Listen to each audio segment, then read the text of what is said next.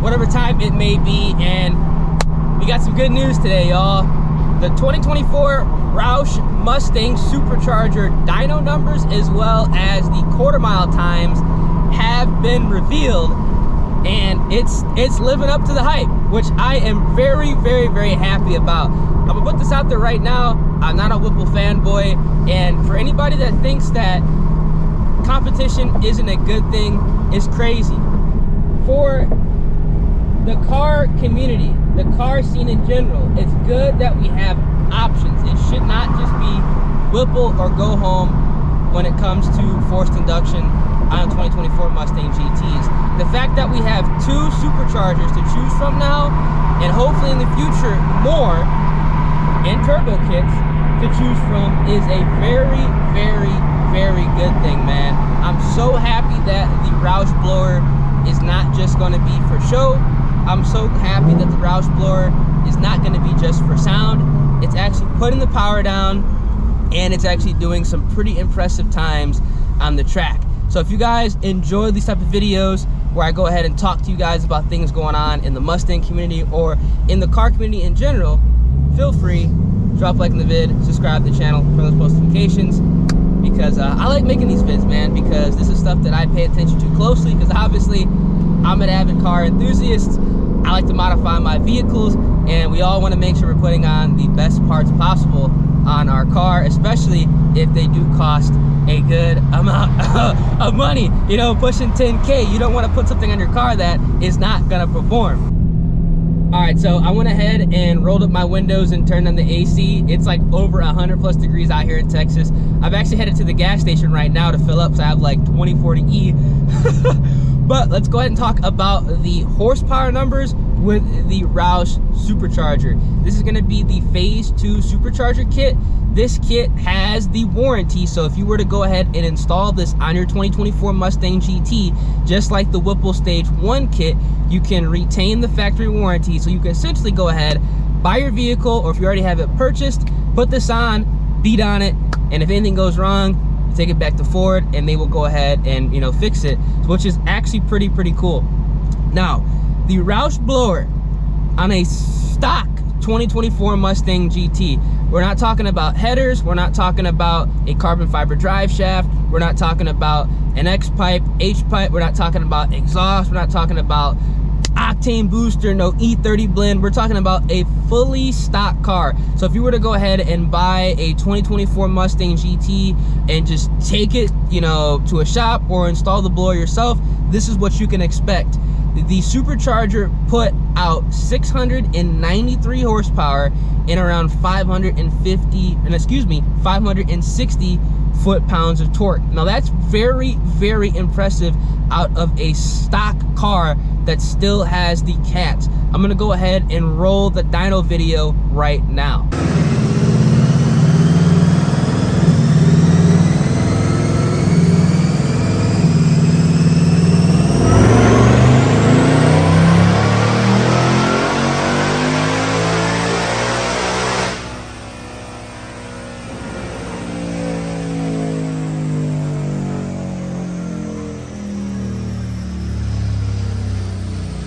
Now again, this is going to be a stock 2024 Mustang GT. There are a lot of videos out there, unfortunately, with the Whipple kits that are pretty much promoting the Whipple kit. We all know that Whipple makes power though, so again, this is not going to be a shot at Whipple. I'm not a Whipple fanboy, but I'm also not a Whipple hater, because at the end of the day, it's just like, I'm going to put on whatever, you know, is the best bang for the buck for my vehicle. The Whipple kits, a lot of guys were, you know, doing the dyno numbers with long tube headers. A lot of the guys are doing the dyno numbers with free flowing exhaust as far as the cat back goes, and they were also using octane booster or some type of E30 blend, which, you know, realistically, I understand why people would get upset about that, because, you know, it isn't really the true numbers. But at the same time, whenever you are supercharging a car, it is in your best interest to, number one, have the best grade octane in your vehicle, and also it's in your best interest, especially, you you know, if you're planning on, you know, really beating on the car to remove the cats so you don't have a cat blowout, which can have severe damages to your motor. So I get that, but the issue, a lot of that was not disclosed when the initial Whipple dyno numbers were released, as well as the track times. So a lot of guys were thinking that you can install a Whipple kit on your car and make like 750, 800 wheel horsepower. Now obviously, because, you know, this isn't my first car that I'm going to be supercharging, this isn't the first car that I'm modifying, I know that getting 750, 800 horsepower on straight 93 octane with no octane booster or no E30 blend, you know, without long tube headers, that's not gonna happen. You know, I know that was not gonna happen. I knew that they were, you know, having some tricks up their sleeves, but I understand, you know, why a lot of people were upset with the Whipple numbers that were going out, because they weren't obtainable if you were to take a 100% stock car and just install the Whipple kit and go on the dyno. Realistically, both of these kits are right on the money, man. You know, for a kit that's going to be putting out, you know, let's say around 10 to 12 pounds of boost, they're making, you know, high 600, low 700 wheel horsepower, depending on the dyno you're on, as well as the air quality and heat. So you really can't be upset about that. We're essentially taking literally a stock car that makes low 400 wheel horsepower, and we're going to add 300 horsepower to it. I mean, that's, you know, that's amazing. And keeping the warranty, that's very, very, very good. You could essentially have a GT 500 killer for half the price with the warranty. You know, you really can't you really can't complain about that, man. Now obviously that's gonna be with the 10-speed. The 6-speed manuals, we don't have any numbers yet. I don't know when we're gonna get numbers on, but through a 10R, that Roush car made 693 horsepower and 560 foot-pounds of torque. With the manual, that's over 700 wheel horsepower. Like, if they literally took my car, even though I have an H-pipe, which isn't really going to be adding any horsepower at all, the car would make over 700 horsepower. And similar, well, probably make like 565 torque, something like that, which in my personal opinion is incredibly good. Got a lot of traffic this morning. But let me know down in the comment section what y'all think, man. Are you guys happy with those numbers? Did you expect more? I know there's gonna be comments, you know, saying, oh, Whipple made more horsepower with, you know, less boost. But you gotta keep in mind that Whipple is a larger head unit than the Roush unit. We are utilizing essentially a Loki blower from B&B Performance, because if you guys are unaware, you know, this Roush Stage 2 blower, it's essentially the Loki from the previous gen Coyote Mustangs, which in my personal opinion is pretty cool. The Loki blower, I'm actually with my window up, I don't want to have this wind noise in here. The Loki blower, they fixed a lot of the issues with the cooling. Now, I'm going to say this because, again, I'm not a fanboy of Whipple or Roush. I'm just bringing information that was put online to you guys so we can discuss. The temps, IATs, oil temperature, you know, pretty much all the back end data that is very important to me, and I know a lot of other people, that was not revealed yet. So we don't know exactly how hot the car ran when it did go ahead and, you know, get its quarter mile time, which I'm going to go ahead and talk about right now. We don't know how hot the car got after, you know, the dyno pulls, which is, in my personal opinion, very, very important. But I think over time, when other customers get their hands on the kit, because like this is quite literally brand new, like it's brand new, I think those numbers are going to be revealed, and that's honestly what I'm looking forward to the most. The horsepower number, I knew it was going to be making, you know, good horsepower numbers. I knew that it was going to be, you know, around the high 600, low 700 horsepower area. But I really, really, really hope that the temps are not sky high, because in the 2024 Mustang GTs, especially the base models, we are already having to fight against high oil temps, high cylinder head temps, as well as IATs, depending on the region you live in. So having a blower that's not going to be making that worse is very, very important in my personal opinion. But I'm gonna go ahead, fill up on gas, and then we're gonna go ahead and talk about the quarter mile times, because I personally believe that they are also right on the money. A few moments later. All right, got some gas. Let's talk about quarter mile times, man, because they are quite impressive in my personal opinion, man. Right on the money.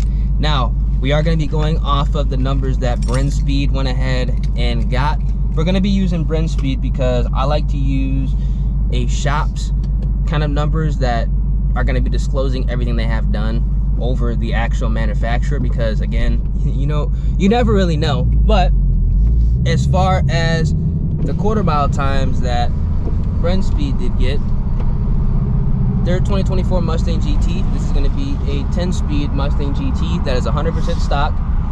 Only thing the car had was obviously the Roush blower, and it also had a rear 17x10 wheel, which was a Race Star. If you guys know anything to do with the drag racing wheels, Race Star is, you know, on the heavier side of the drag racing wheel, you know, weight spectrum. Their car,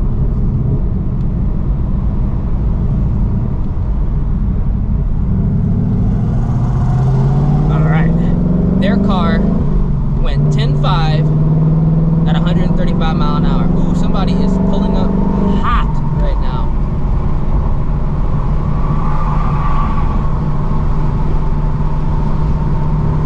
That M340i, man, that color looks good.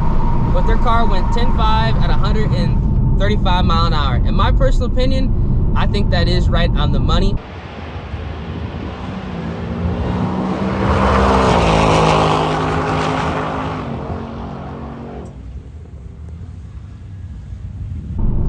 I believe that is going to be a good quarter mile time for a stock S650 with just a blower and a rear tire upgrade. This is not with front runners, and also this was in some pretty hot air, you know, dead of the heat, you know, in summer essentially. So obviously in cooler air, potentially better conditions, you know, track as well, the car could obviously, you know, dip into the 10.4s, potentially even 10.3s. Now Roush, the Roush team, they went 10.4 as well as a similar mile per hour. So the cars are consistent. That's very good that the cars are running consistent times from, you know, manufacturer to shop. You know, that's always a very good thing to see, because if there was a discrepancy, then you can kind of see, okay, maybe there's something going on, which obviously there's not, which is good, especially because, you know, this is not something that is cheap. This is $10,000+ to invest into a setup. So super happy that the car is running the times that it should be with the Roush blower. Now it's going to be very interesting to see what this supercharger can do on the track, as well as overall just performance on the street with free flowing exhaust. As far as the catback goes, a set of long tube headers, octane booster, and potentially an E30 blend. Now the only limiting factor with this Roush kit, in my personal opinion, is number one going to be the injectors that are supplied, because I believe they're going to be 55-pound injectors supplied, which obviously is not going to be enough to really push the vehicle how you could push the Whipple kits. That's one thing that the Roush blower is not going to be able to do at this current time. Will they go ahead and release another version, or will they go ahead and release some injectors that you can swap out for the initial kit to make more horsepower? Alright, as I was saying, my GoPro overheated. It's crazy hot here, y'all. I'm telling you right now, it's crazy hot. But as I was saying, the only limiting factor to the Roush blower is going to be the injector size. So I'm really curious to see if they're going to be adding in options down the line for upgraded injectors, so you can push the kit a little bit harder and keep up with the Whipple Supercharger. Now overall, in my personal opinion, the Roush blower is going to be a perfect option if somebody wants to just have a nice street car that they can run 10s in, more or less run a 6-second 60 to 130, because that's what the quarter mile time is going to be pretty much running. Let's say, you know, a mid to high 6-second 60 to 130, you know, on a good flat road. It also wants to have the aesthetic appeal under the hood with the whine. So that's perfect. Now, am I gonna go Roush? Am I gonna go Whipple? Because both kits so far are doing what they're supposed to be doing, it's literally going to come down for me when I'm gonna be purchasing my kit later on in the year around the winter time, because I'm obviously not gonna boost my 2024 Mustang GT when it's 100 plus degrees out here in Texas. I mean, my GoPro can't even survive a 20-minute recording session. So there's no way I'm gonna go ahead and boost, you know, my car when it's literally 100 plus degrees outside. When I'm going to be boosting it over the wintertime, when it's, you know, back into the 70s, I'm literally gonna be going with whatever kit I can get my hands on faster, which honestly is so good to say, because it would have been really, really unfortunate if the Roush kit just underperformed like realistically everybody thought. You know, I honestly thought it was going to underperform because Roush doesn't typically have the best track record, but because they are using essentially the VMP Loki blower, just kind of modified for the S650, you know, it's doing what it's supposed to be doing. We just have to go ahead and get the temperature data as far as the IAT, old temp, and just overall just the health of the vehicle as far as temps goes, you know, after doing a quarter-mile run, dyno run, 60 to 130 run. That's kind of what I'm curious to see. And I really want that data to be dropped before, you know, I potentially buy the kit, because I don't want to be the testing dummy, but, you know, if I gotta be the testing dummy, you know, it is what it is, man. It is what it is. But I'm real happy, man. Real happy. It would have been really bad if the Roush kit underperformed. That's all I gotta say. It would have been really bad, because this Whipple monopoly, I mean, ain't nothing against Whipple, but it shouldn't be like that, in my personal opinion. It just shouldn't be like that. So, if you guys are excited for the Roush blowers to start, you know, hitting the streets, because they already are, make sure you drop a like in the vid, subscribe to the channel, turn on those post notifications, man.